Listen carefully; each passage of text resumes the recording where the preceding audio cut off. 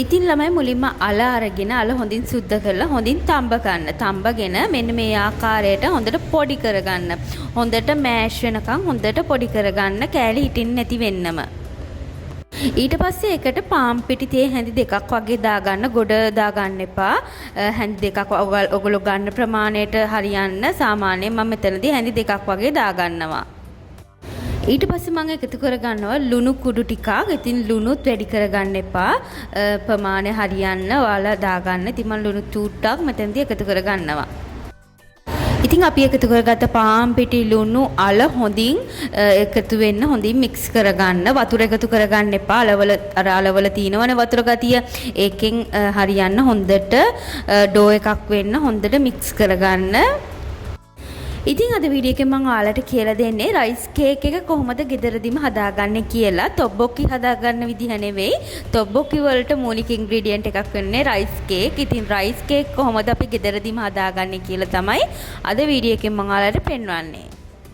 ඉතින් අද එකතු කරගන්න ප්‍රමාණය ඔයාලට කැමති විදිහට වෙනස් කරගන්න පුළුවන්. ඉතින් මට හරියන ප්‍රමාණ විදිහට තමයි මම එකතු කරගන්නේ. ඉතින් පාන් පිටි මික්ස් එක හොඳින් මික්ස් කරගත්තට පස්සේ ඔයාලට පුළුවන් පිඟානක් හරි නැත්නම් ලෑල්ලක් හරි අරගෙන මෙන්න මේ විදිහට රෝල් කරගන්න. ඊට පස්සේ ඔයාලට පුළුවන් හැන්දක් අරගෙන ඒක පොඩියට කෑලි කෑලි මම පෙන්වන ආකාරයට ඔයාලට කපා ගන්න. ඉතින් මම අද මෙතනදී භාවිතා කරන්නේ පිඟානක්. ඉතින් ඔයාලට පිඟානක් නැත්නම් මොකක් හරි ලෑල්ලක් නැත්නම් ඔයාලා ভেජිටේබල් කපන ලෑලි තියෙන්නේ ඉන්කක් හරි භාවිතා කරන්න පුළුවන්. ඉතින් අද මම භාවිතා කරන්නේ පිඟානේ.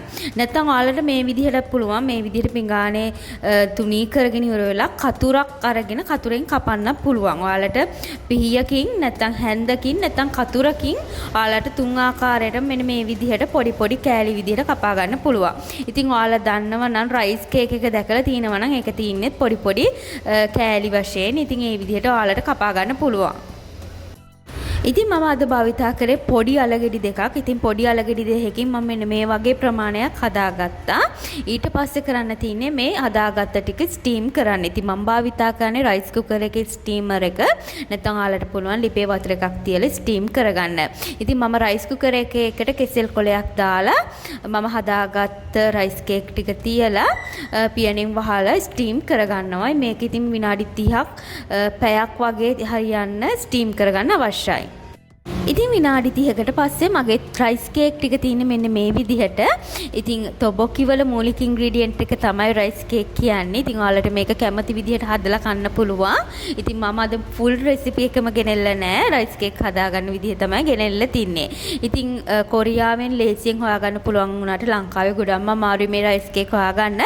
ඉතින් ඔයාලට ලේසියෙන් පහසුවෙන් ගෙදරදීම මේ ආකාරයට හදලා කන්න පුළුවන්.